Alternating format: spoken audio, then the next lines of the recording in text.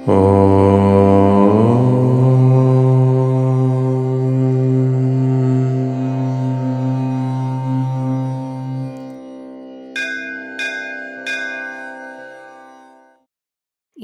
சித்தம். ஒரு பொருளை பார்க்க வேண்டுமானால் அப்பொருளினிடம் ஒரு பற்று அல்லது பிரியம் வேண்டும். மற்றொன்றிலிருந்து நோக்கத்தையும் தீர்ப்ப வேண்டும். ஆனால் ஆத்மஸ்வரூபத்தை அறிய வேண்டுமானால் மற்ற பொருட்களிலிருந்து கவனத்தை திருப்பி ஏகாக்ர சித்தம் ஏற்பட செய்வது மிக அவசியம். அறிய முடியாததான இந்த சித்தாத்மா மனதால் அறியப்படுகிறது. பகுர்முகத்தின் மனதின் நிலை 2 விதம் இருக்கிறது. முதலாவது, ஒரு பொருளில் இருந்து தீர்ப்புதல். மற்றொன்று ஏகாக்கிரம். மற்ற பொருளிடம் இருந்து மனம் திருப்பிய மாத்திரம் அந்த தருணத்தில் ஒரு விஷயமும் விளங்காது. விஷயம் விளங்க வேண்டுமானால் வேறு வியாபாரம் மனதில் இருக்க வேண்டும்.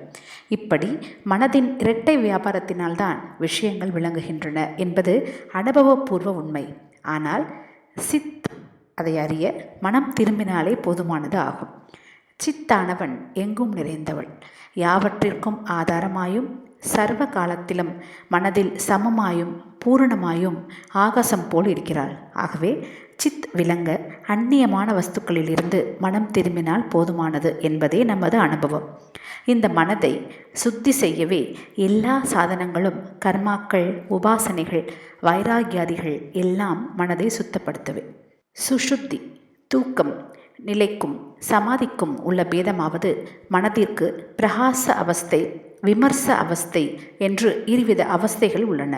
வெளியில் உள்ள விஷயங்களே அவைகளுக்கு அபிமுகமாயிருந்து மனம் பார்வையிடும் பொழுது பிரகாசம் எனப்படும். மனம் தன்னிடத்தில் பிரதிபித்த விஷயங்களை இது இப்படி இருக்கிறது என்று சப்தரூபமாக சிந்தனை செய்யும் பொழுது விமர்சம் என்று சொல்லப்படுகிறது. பிரகாசவஸ்தையில் பேதமின்றி பொதுவாக விளங்குகிறபடியால் அது நிர்விகல்பம் எனப்படும்.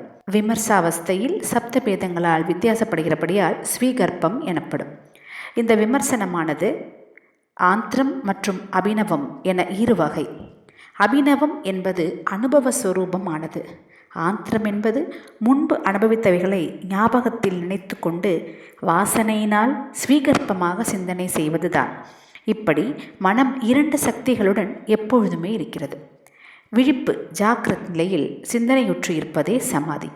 முதலில் தன் மனைவியால் ஆலிங்கனம் செய்யப்படும் பொழுது ஆலிங்கன காலத்தில் ஒரு க்ஷணப்பொழுது வெளியேயாவது உள்ளேயாவது ஒன்றுமே தோன்றாமல் இருக்கிறது. இதனையும் சமாதி என்று சொல்லலாம். அநேக நாட்களாக ஒன்றை ஆசைப்பட்டு அது கிடைக்காது என்று தீர்மானித்து இருக்கும் பொழுது எதிர்பாராமல் திடீரென்று அது ஒருவனுக்கு கிடைத்துவிட்டால் ஒரு க்ஷணப்பொழுதிற்குள் உள்ளேயோ வெளியேயோ ஒன்றும் தோன்றாமல் அவன் நின்று விடுகிறான். அவன் உறங்கினவனும் அல்லன். இதுவும் சமாதி நிலைதான். இது தவிர ஷணிக சமாதியும் உண்டு. ஜாக்கிரத் வேலைக்கும் சொப்பனத்திற்கும் சுஷுப்திக்கும் மத்தியில் உள்ள அந்தரால சனிகளில் சமாதி அவஸ்தை இருக்கின்றது. விவகார வேளையில் ஞானமானது ஒரு பொழுதும் ஒரே வடிவாக விளங்குவது இல்லை. ஞானம் ஒரே வடிவமாக இருந்தால் விவகாரம் சித்தியாகாது. துண்டிக்கப்பட்ட ஞானங்களின் தொடர்புகளின் நின்றே ஏற்பட்டுள்ளன. சம்சாரமானது அனாதி காலம் தொட்டே அஞ்ஞானத்தில் நடந்து வருகிறது. சுகதுக்கங்கள் பிரவாகம் போல தொடர்ந்து கொண்டும் சொப்னம் போல விளங்கி கொண்டும் இருக்கிறது. இதற்கு நிவர்த்தி ஞானத்தினால்தான். அஞ்ஞானத்தை நாசம் செய்யக்கூடிய இப்படிப்பட்ட ஞானம் ஸ்வீகற்ப ஞானமே. நிர்விகற்ப விஞ்ஞானத்தினால் அஞ்ஞானம் நிவர்த்தியாக மாட்டாது. ஏனென்றால் நிர்விகற்ப ஞானத்திற்கு ஒன்றிடமாவது விரோதம் கிடையாது. ஸ்வீகற்பம் என்று கூறப்பட்ட ஞானமே அஞ்ஞானம். தன் ஆத்மாவினுடைய பூரண நிலை விளங்காது இருப்பதே காரண அஞ்ஞானம். ஞானம் புரோக்ஷம் அபரோக்ஷம் என 2 விதம். புரோக்ஷம் என்பது குருவினால் மொழியப்பட்ட சாஸ்திரத்தை சிரவணம் செய்வதால் உண்டாகும் ஞானம். இது சம்சார துக்க நிவர்த்திக்கு காரணம் ஆகாது. சாஸ்திரங்களை சிரவணம் செய்வதால் யாதொரு ஞானம் உண்டாகிறதோ அதனால் ஸ்ரத்தை மாத்திரம் உதிக்கின்றதே அன்றி அஞ்ஞானத்தின் நிவர்த்தியான பலன் உண்டாகாது.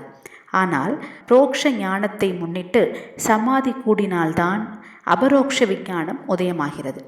அறியாத தன்மையால் மூடர்களும் விருப்பமின்மையால் மற்றவர்களும் சமாதியில் இருந்தும் தன் ஆத்மஸ்வரூபத்தை அறிவது இல்லை. இவர்கள் தம்மிடம் உள்ள புதையலை அறியாமல் பிச்சை எடுப்பவர்கள் போல் ஆவர். நாம மந்திரங்களில் தேவதைகளின் உருவமே பிரதானம். இந்த நாம மந்திரங்கள் ஆவர்த்தி மூலமே சக்தி உள்ளவைகள் ஆகின்றன. பல லட்சக்கணக்கில் மந்திரங்களை ஆவர்த்தி பூரச்சரணம் செய்வதால் தான் குறிப்பிட்ட சித்தியை அடையலாம். ஜபம் என்பதே மந்திரங்களை திரும்ப திரும்ப சொல்வதுதான்.